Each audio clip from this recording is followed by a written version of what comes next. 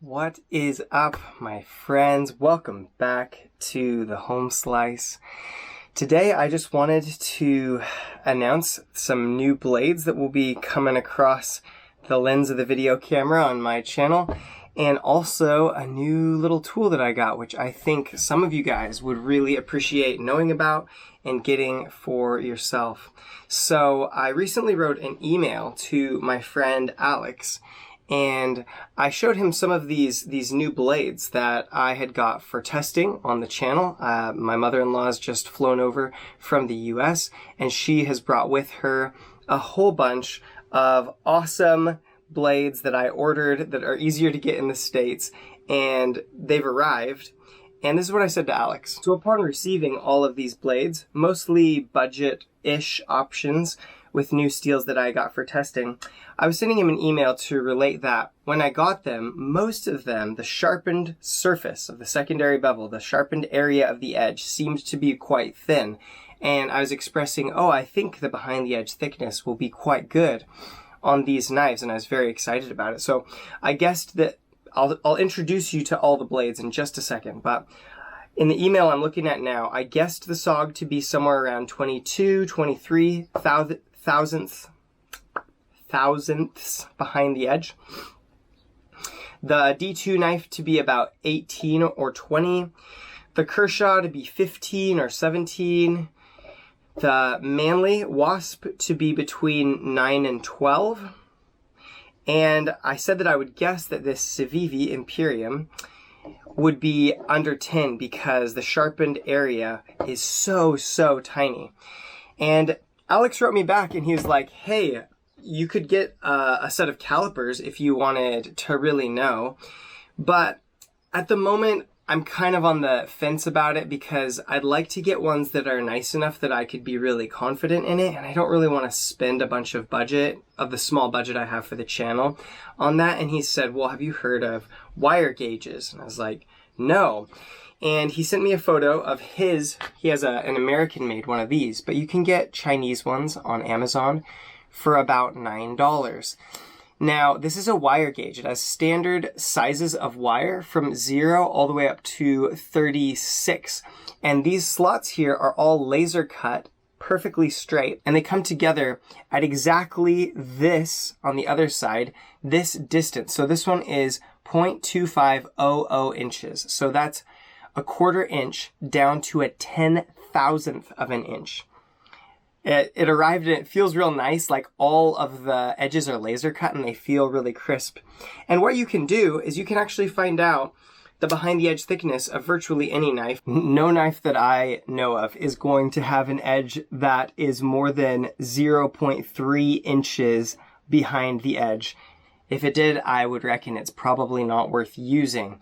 So almost any common thickness behind the edge will be available to be measured on this down to 7 thousandths of an inch.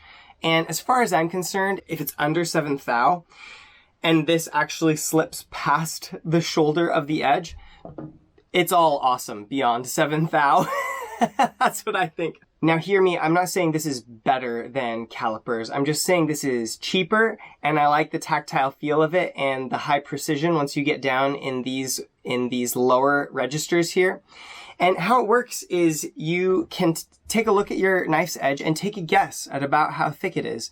And then you can go to that thickness. Here I'll be using my standard EDC for work, which is of course my Spyderco military in CPM M4. Also known as Nigel. And I would guess that it's been sharpened a ton of times. I would guess that it's going to be somewhere around the 30 thousandths mark. So let's try 30. Okay, and I don't know if you can see there, but it has slipped fully past the shoulder of the edge. So that's actually wider than what the edge is actually. So I'll play around with this a second and then I'll tell you what it is. Okay. Here we have an excellent fit. It's just resting and won't slide past the shoulder of the edge on each side. It's exactly there. So 25 thousandths behind the edge. That's a little bit better than what I anticipated this to be because it's been sharpened quite a bit. I've seen guys that measure edges and they find Spydercos tend to be 19 to 24, 25 thou from the factory. Let's see if the area that's been sharpened more has become a little bit thicker, because this is the high use area up here, right? So let's check that out. Okay, so the corners of this just barely slip past the shoulder of the edge at 28.1 thousandths of an inch. So I would guess this to be 27.5 or 28 thousandths of an inch behind the area that is most used at this sharpening angle, which is probably about 14 degrees with a little micro bevel. So let's see whether my guesses for these knives were actually accurate or not. Okay, so this is an Eafengrow. I have no idea how to pronounce this, but it's just the cheapest D2 knife I could find. I want to do a series on D2 and analyze what budget D2, real low end budget D2 actually does in a rope test and in some toughness testing. But this actually exceeded my expectations. This thing is about 14.5 thousandths behind the edge right here in the middle, which is actually quite good. And I think, man, if you're a Chinese company with no warranty, no follow-up, that's a pretty good strategy, is just to run your knives pretty thin behind the edge. If they break, I mean, this is only a $18 knife, so I don't think the user would be totally devastated, but you will get some decent cutting performance out of that. So that's cool. Next, this is a SOG Aegis frame lock. I've always liked the SOG Aegis, and I needed to find a blade that I could do some testing on 8CR13 MOV. The reason I have these two knives is because I would like to actually narrow down which sharpening protocol helps these budget steels obtain the largest amount of edge retention, because I'd like to be able to give you guys optimum sharpening protocols that make your budget knives perform more like your nicer knives as much as possible, if possible. So let's check out the SOG Aegis frame lock. Now I guess that this would be around 22 thou. Let's find out. And it's actually down at 18. So this also has exceeded my expectations, not by as much as this one, but isn't this cool? So you can't always tell, I guess case in point, you can't always tell behind the edge thickness by just looking at how big the edge is. That's because the edge on different things will be sharpened at different angles. So if it's sharpened at a very obtuse angle, it might be thicker than it appears behind the edge, even if it's a very small amount of sharpened edge that's visible. Next up is the Civivi Imperium. This is just a cool, like, it's got the silver shred with carbon fiber handles. It's a front flipper. It's a real cool bead blast finish. I just thought this was a really cool size of knife, and I want to do some EDC with it and see if it's as ideal as it looks to be. It's also Nitro V, and I want to do some testing on just standard heat treatment Nitro V to work out an optimum sharpening protocol. So more on this to come. This is not really a review yet. It's more of like a why I bought it and unboxing sort of impressions. So far, I'm really pleased with this knife. I've cut up an apple with all of these and really liked the performance of the Manly and the Civivi over all of the rest, but the SOG was surprisingly good. Not as good as the others, but surprisingly good. Anyway, let's see if my guess of under 10 thousandths behind the edge was on or off. Let's start at 9.5. Disclaimer, you may dull your edge if you get one of these if it's very, very thin behind the edge, because it's quite hard to slot into these tiny little slots. Like when we're talking about like less than 10 thousandths behind the edge, do you really realize that that is what you're talking about? Look at that. Microscopic. But this is still fun. Okay, we'll go up to 10 so my fingers can actually do this. Okay, so 9 is definitely hitting the edge. It's not up to the shoulder of the edge, and 10 is right bang on. So this is 10 thou behind the edge, or right thereabouts. So my guess wasn't far off. I said under 10. But yeah, so this one must be sharpened at an angle where it actually is acute enough that what it looks like is what it is. And that's awesome. I'm so excited to use this thing. Anyway, I'll do reviews after testing these and using them. But moving on, we've got the Kershaw Federalist. I thought this was a really cool design. It's a double detent with no pocket clip, slip joint. It's got like miles of grind here. So I anticipated this to be quite small. Let's see what it actually is. Interestingly, in the Apple test, this didn't seem to do as well. So I'm wondering if actually it's a little bit thicker behind the edge than what it looks like. I'll tell you what though, the carry footprint of this is perfection, and the handle feels so good. So good. It's like flat micarta. Anyway, I'm getting distracted. Let's start at 15 and work our way down. Or up. Okay, very, very interesting. Now I expected this, because it's thinner stock and full flat ground for Aegis, to do a lot better than the Civivi Imperium in the apple cutting up test. However, I noticed that this was dragging and breaking the apple more than this was. This was actually a more enjoyable experience for cutting up an apple.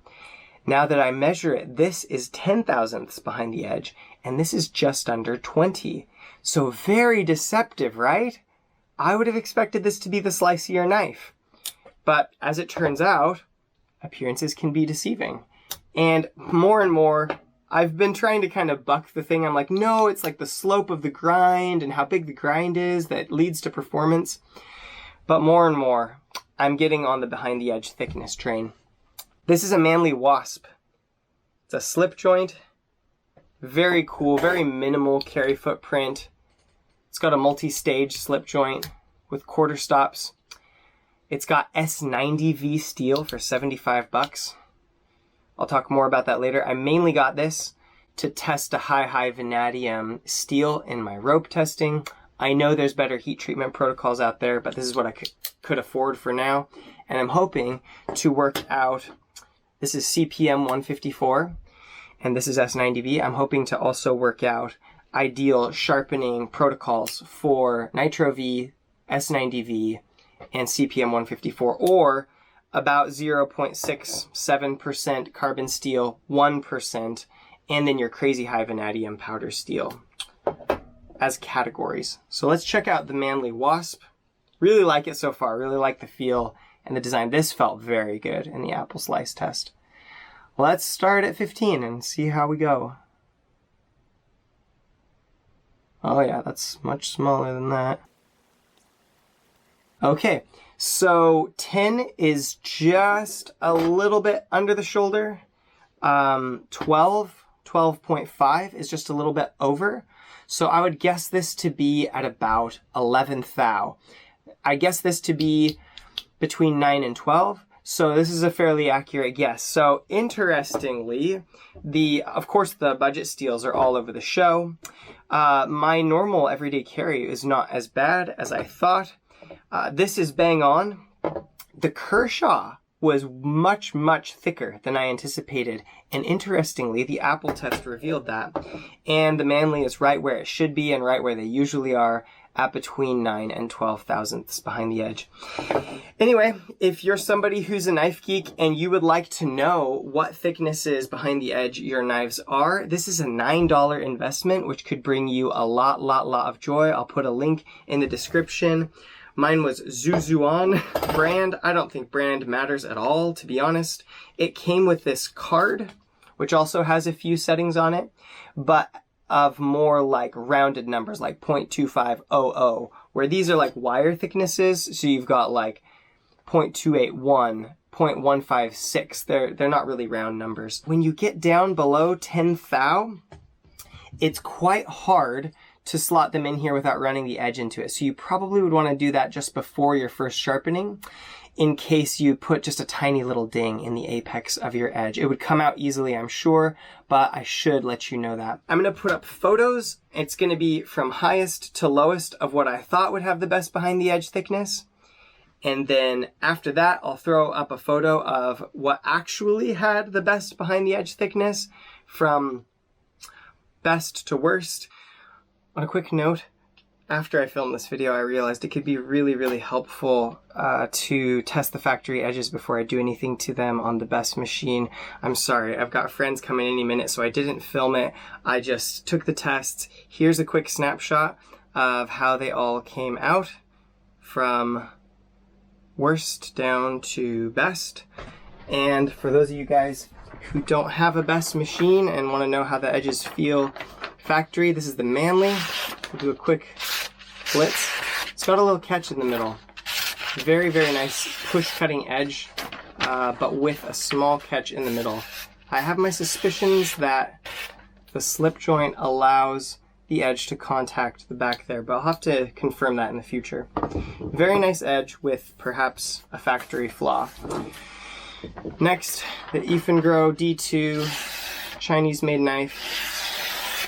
The edge sounds a little more coarse, chunky, but no catches and works very well. Let's see if it's push cutting. Yeah, it's barely push cutting. It wants to drag a little bit more than the Manly did, but it's not got a flaw like the Manly did. All right, SOG Aegis. Very nice edge. Feels like they've gone more low angle on this, which the behind the edge thickness would indicate. Oh, I've caught there. Was that a...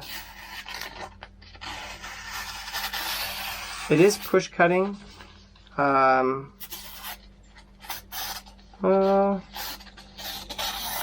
It's laborious. I don't know. I wouldn't call it push cutting. It's not dependably push cutting, but fairly smooth.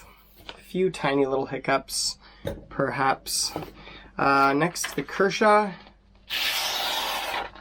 Does sound like a thicker, perhaps coarser edge, but no problems. I mean, this would be a very functional working edge.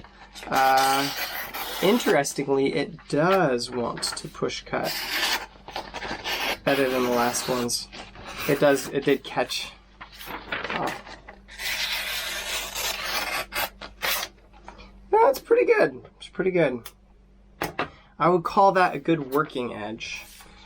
And then the Civivi, which didn't test overwhelmingly well on the best machine.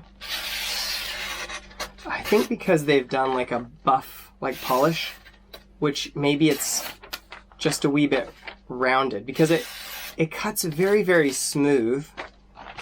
It cuts very smooth in a slice cut, but yeah, it wants to tear a little bit on a push cut. It's not bad though. Oh, that was funny. Anyway, okay. There you go. Factory edges tested. You can feel free to just discard this best data since I didn't get it filmed if that's really important to you. This is just a service to guys who are actually looking at these knives, and I just don't have time to do the film and edit on that because I'm trying to squeeze this in real quick. If you're interested in my edge testing, where I test different sharpening protocols to figure out which one lasts the best, feel free to check out this video here where I test and get some really surprising results from coarse sharpened MagnaCut. I'm far from done on these experiments, but I hope to give you guys some really good advice. For now, I'll just say peace out, and I hope you guys have a good one. Bye.